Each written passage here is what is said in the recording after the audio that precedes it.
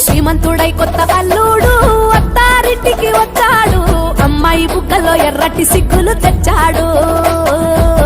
చీకటి వెళ్ళగొట్టి కల్లాపినే చల్లేస్తుంటే టాలెంట్ స్వరాలతో ఇల్లు వాకిలి తెల్లవారే, నింగిలో చుక్కలు దించి నేల మీదే పెట్టేస్తుంటే రంగు రంగులు అద్దిన ముగ్గుల్లో గొప్పెమ్మలు పట్టు పరికిణి కట్టుకున్నట్టు అమ్మాయి వలే కట్టు కట్టి ముచ్చటకున్నాయే.